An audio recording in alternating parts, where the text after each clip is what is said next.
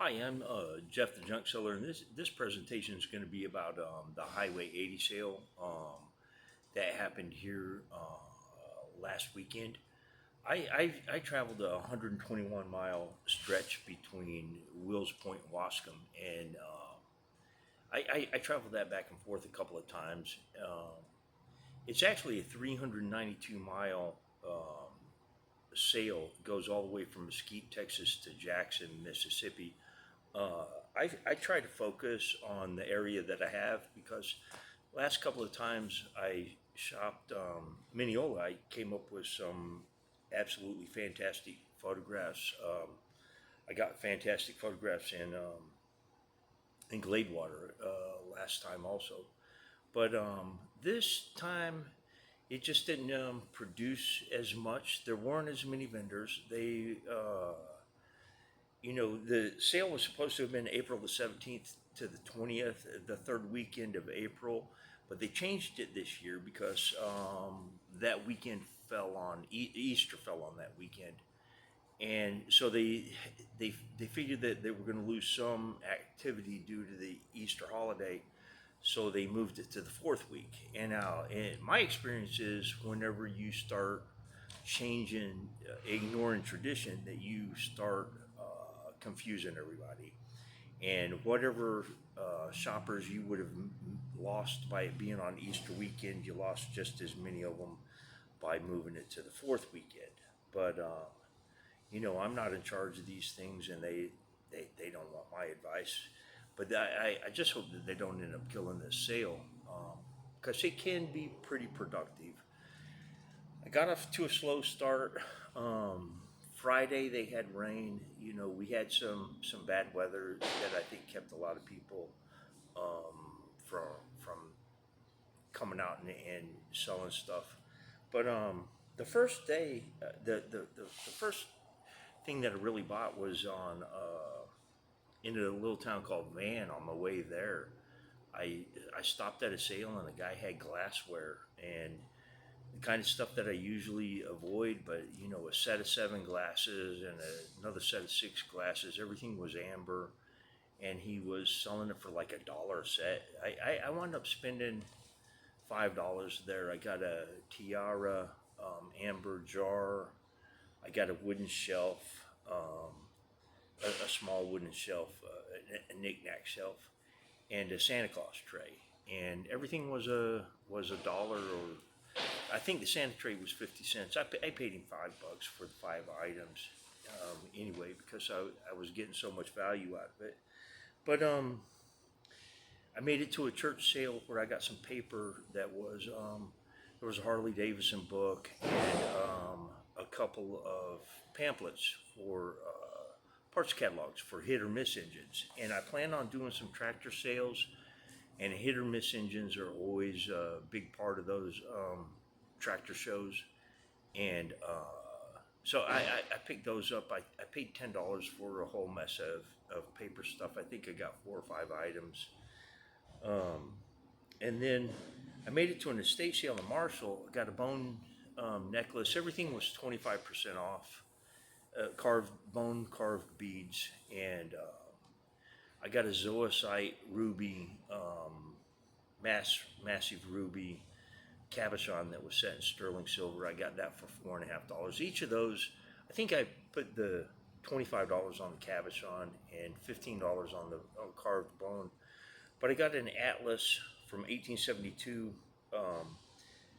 maps of counties in Illinois with some illustrations that looked a lot like Currier and Ives. There's a small printing. I haven't been able to comp that book, but the book was in savaged condition, but it was only $22.50 for the whole mess of it. And it's stuff that if I put it on Mylars, I can probably get $15-20 a page for it.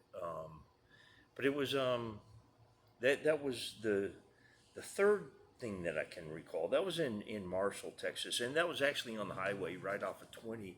I had to take a detour about 5 miles south to get to it. And then I stopped at a sale. It was kind of funny because these people apparently I like to pour. There were 2 pieces of cutlery I can't even remember what they were. One was a Cutco spatula, and I can't remember what the other one was. But the two pieces, the woman told me that I could just have them, and I gave her $1 anyway. But they had megaphones that said garage sale on them to direct you to this sale. And then a sale just down the street from them had the same megaphone. And I go to that place, and the girl there, I got an ashtray, a black glass ashtray with the pyro glaze, I think Big Bore Inn or something in San Francisco. And the girl there told me that I could have it for free. I must have been looking like an absolute peasant, but I gave her 50 cents for that one. And then I made it back to the church sale, and they had a postcard rack, and I'll be able to sell that. I paid $5 for it, but all the vendors are always asking me about the one that I have, and I figure that I can probably get 20 $25 for that rack selling it here, because they always try to buy the one that I use. So I figured that that was a pretty good buy. And there was I got a butter knife for $2 at one place, and I can sell that for $16 to the guy that makes spoon rings out here. It's almost 16 grams of silver, or it is 16 grams of silver, but silver's almost $1 a gram. Sterling is almost $1 a gram right now. And then I got a cigar store Indian, the one standing behind me here. Paid $100 for it, and there's a guy out here, another vendor. He really liked it. He told me that I told him I thought I could get 200 or 250. He said, "Well, I'll pay you 250, but go ahead and try to get your." Or he told me that he'd pay me 200, and he said that I should go ahead and try to get my 250, but he had me covered at 200. Hey, and then at one place, a guy he did storage units, and I shop in the place, and I find a spoon rack, and I find a sterling silver spoon in there, and I find these Sarah glasses, which were popular, I think, probably in the '60s or the '70s, barware, mid-century modern. They would probably sell better in Warrenton than they would sell here, but I've got them here put at 20 or 20, I think $25 for the set of four. But I took one of them out there to him, and I said, "Hey, you got this set of four glasses? How much?" And he said, "Well, $5 for the set of glasses." I said, "How much for the spoon?" And he told me that I could have that if I bought the glasses. Spoon was sterling silver. I sold that today. I scrapped a bunch of stuff, and I got $24 for the spoon. But I tried imitating the kid that I did the whole Southern Oklahoma circuit with a couple of weeks ago, when he did so well on scoring gold. And at one sale, the lady, she was a seller on eBay, and she had this jewelry that she wasn't able to sell there, and she had it bagged up, with three pieces in a bag. Well, five pieces in a bag, and she was calling $3 on each of the bags. And I found one that had a sterling silver bangle in it. You could just tell by looking at it. And I figured I could pay $10 for that, because I'm going to get $35 out of it. And knowing that I could have spent 10, I went ahead and I picked two more bags, and I found one that I thought had a gold bracelet in it, a tennis bracelet. And I examined it while I was out on the road. As soon as I got to the man, and I couldn't see anything, I thought that it was probably plate. And I got here, I started setting up a Canton, and I started examining it again, and I found out it was actually 10 carat. And tennis bracelet, I turned that in today for, I think I got about $225 for it. It was 5.6 grams of 10 karat gold. But I didn't do as well as the kid did, but I did score some stuff. And I was at another place. I paid $1 for a couple of each for a couple of pieces of costume jewelry at another place. that I'll put out for like $3 a piece. A parrot pin that I paid 50 cents for, I'll probably get $5 or $6 for it. But oh, another sale, they had earrings. They were singles. They were orphans. One of them was silver, but Mexico, and it had a nice little opal in it. But the three tiny little pieces, I showed it to the women, and two of them were sterling, and she told me $1. It was easy to pay her $1 for that. And but right down the road from her, they had a few pieces of jewelry out on the table, and I break out the loop and I'm looking at them, and the lady tells me, "Oh, the only one that's real is this one. It's 9 karat gold." So I take it out of the bag, and sure enough, it's marked .375, which is 9 karat. It's got a huge blue stone in it. And the price on it was $5, which was ridiculous because she knew that it was gold.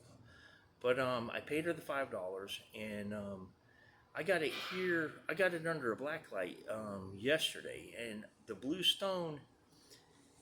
If it's aquamarine, those are beryls, which are BERYL. It's the same as an emerald is a beryl, and it's a very tough stone, and that's what aquamarine is. And then there's blue topaz, but they imitate each other a whole lot. But blue topaz is fairly fragile stone. It's a lot more common than most people would think. But you test it with a black light, and if it fluoresces a yellow or pink color, then it is a blue topaz. If it just fluoresces a bluish color, then it's an aquamarine. And this ring, I think, is probably from the 1890s to maybe 1910 or so, and it's 9 karat, and it's a beautiful aquamarine stone, and I paid $5 for it. I'm going to put it in the case at $400. I might not be able to get that. Yeah, I may have to sell it as low as $250. Aquamarines just aren't really hot right now, but it is a gorgeous stone. But the most fascinating part of it all was that I made it to an antique mall in Mineola, and I'm shopping there. I don't know why I'm even there. I'm asking myself why I'm going there. It was late in the day. Most of the little sales were closing down, and it was just I wasn't finding anything. And this place had some pretty good photographs in it before, and I went in there and I went into a booth, and I'm going through a folder that's got postcards, and I actually found some stuff that was stolen from my storage unit a couple of years ago, a year and a half ago, something like that. And so I go to the mall owners, and they tell me the name of the guy, and I find out that he's a vendor here at Canton, and he's on the city side. I don't get to talk to him until tomorrow, but I'm gonna go back up to the shop and take some video of the stuff inside of the shop. I gave him a heads up. I told him, hey, this stuff here, who owns this, and this is stolen property. And if he removed it, then he might be culpable. But if he didn't, I just need to talk to the guy. I need to go to him with an open mind and find out if he'll tell me who he got it from, and what other stuff he got from him.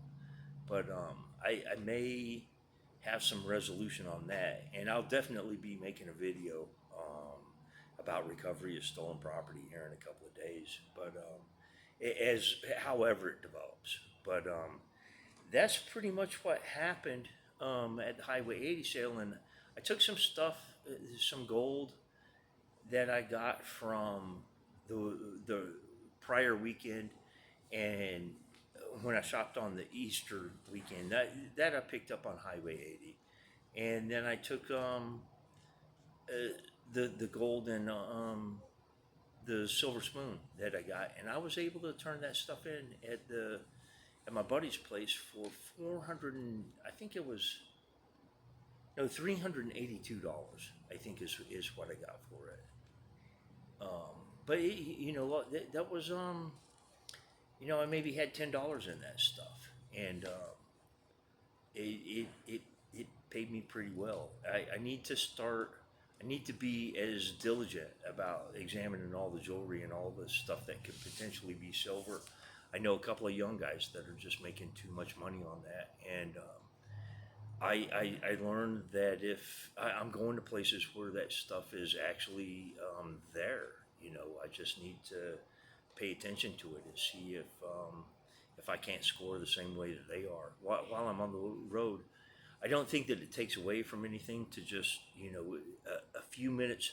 Most of my time out on picks is spent driving from one destination to another. I can go through a whole bunch of bags of jewelry in a bowl in pretty good time, and I think that I just need to start paying attention to that. But if you've enjoyed this presentation, please give it a like. If you have, please view some of my other content. If you enjoy that as well, then please subscribe, and thank you for viewing.